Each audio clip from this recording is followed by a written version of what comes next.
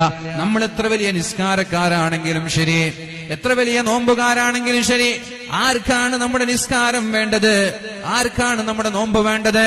സ്വഭാവം നന്നാക്കാതെ, പെരുമാറ്റം നന്നാക്കാതെ നീ ഇങ്ങനെ സുജൂദിൽ കിടന്നിട്ട് അള്ളാഹുവിന് എന്ത് കിട്ടാനാണ്?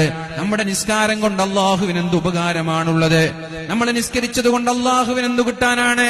അതുകൊണ്ടാണ് പ്രിയപ്പെട്ടവരെ, അള്ളാഹുവിന്റെ സൃഷ്ടികളോട് മാന്യമായി പെരുമാറണം. അവരെ വെറുപ്പിക്കരുത്, അവരെ ചതിക്കരുത്, അവരെ വേദനിപ്പിക്കരുത് എന്നാണ് നിരന്തരമായി പരിശുദ്ധ ഹബീബും അള്ളാഹുവും നമ്മോട് ഉണർത്തിക്കൊണ്ടേയിരിക്കുന്നത്. ആ ഒരു വിഷയത്തിൽ നമ്മൾ ഫോക്കസ് ചെയ്യുക. നിസ്കാരത്തിൽ ചെയ്യുന്ന ഫോക്കസിനേക്കാളും, തഹജ്ജുദിൽ കാണിക്കുന്ന ആവേശത്തിനേക്കാളും നമ്മുടെ സ്വഭാവം നന്നാക്കാൻ, നമ്മുടെ പെരുമാറ്റം നന്നാക്കാൻ, നമ്മുടെ ഇടപാട് നന്നാക്കാൻ നമ്മൾ ശ്രമിക്കുക. ഇത് നന്നാവാതെ ആ നിസ്കാരം ഖിയാമത്ത് നാൾ വരെ സുജൂദിൽ കിടന്നാലും അള്ളാഹു സ്വീകരിക്കൂല എന്ന് 100% ഉറപ്പ് തന്നെയാണ്. അതുകൊണ്ട് അതിനേക്കാളും ഫോക്കസ് ഇവിടെയാണ്. ഖൽബാണ് ശുദ്ധിയാവേണ്ടത്, ഹൃദയമാണ് ശുദ്ധിയാവേണ്ടത്.